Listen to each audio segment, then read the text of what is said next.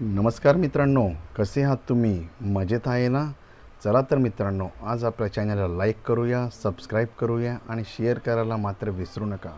तुमच्यासाठी घेऊन आलो आहे इयत्ता 8वी पाठ 5वा इंग्रज शासन काळातील शिक्षण आणि समाजव्यवस्था फक्त आपल्या चॅनल.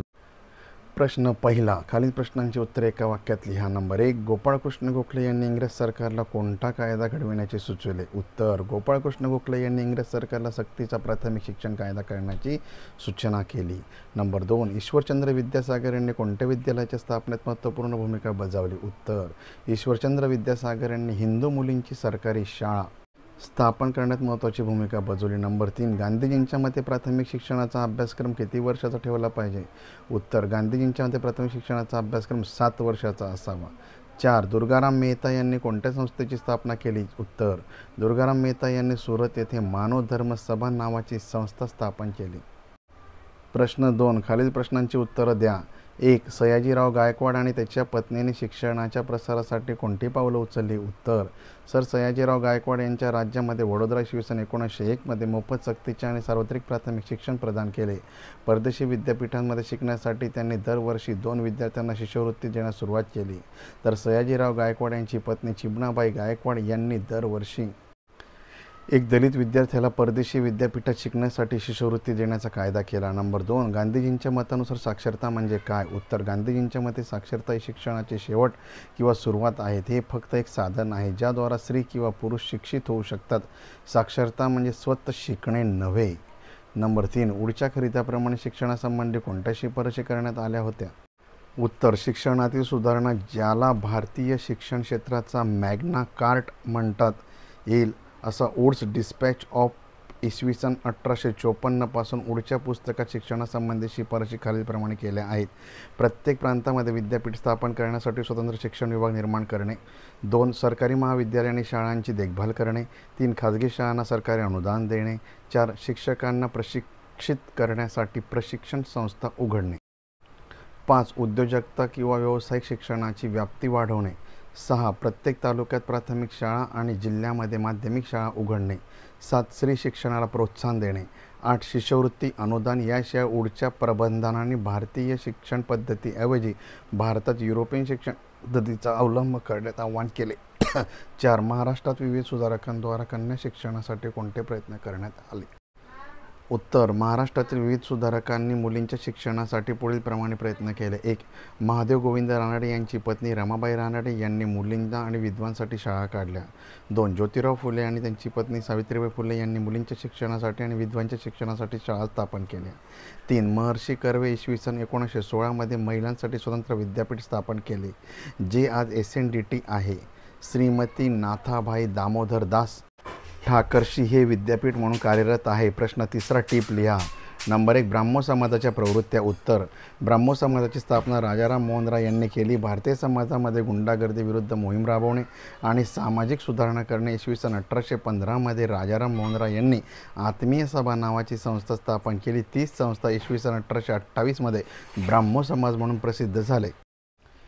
ब्राह्मो समाजाचे मुख्य कार्य पुढीलप्रमाणे होते. नंबर 1. इसवी सन 1821 मध्ये संवाद कौमुदी नावाच्या पत्राने बंगालमध्ये सतीच्या विरोधात मोठ्या प्रमाणावर मोहीम सुरू केली.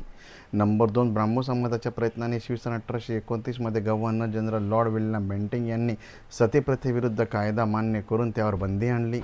नंबर 3. ब्राह्मो समाजाच्या प्रयत्नाने इसवी सन 1939 मध्ये ब्रिटिश सरकारने मानवत्याग प्रथेची कायदे केले. नंबर 4. विधवा पुनर्विवाहासाठी पुस्तकं पत्रकं छापली त्याद्वारा उपदेश करून लोकांना जागृत केले.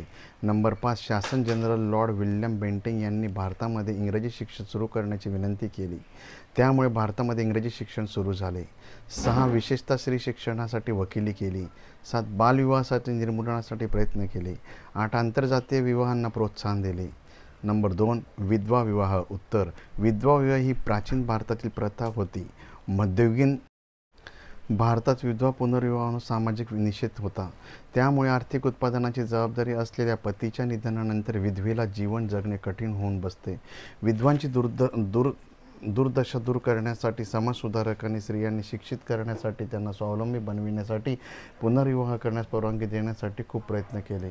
नंबर 1. राजाराम मोहन राय आणि ईश्वरचंद्र विद्यासागर यांनी पुस्तकं आणि पत्रकं लोकांना विधवा विवाहाची जाणीव करून दिली. नंबर 2, महाराष्ट्रात महादेव गोविंद रानडे आणि त्यांची पत्नी रमाबाई रानडे, ज्योतिराव फुले आणि त्यांच्या पत्नी सावित्रीबाई फुले, महर्षी कर्वे, गोपाळकृष्ण गोखले, आर.जी. भांडारकर, बेहरामजी मलबारी इत्यादी अग्रगण्य समाजसुधारकांनी विधवा पुनर्विवाहासाठी जोरदार प्रचार केला.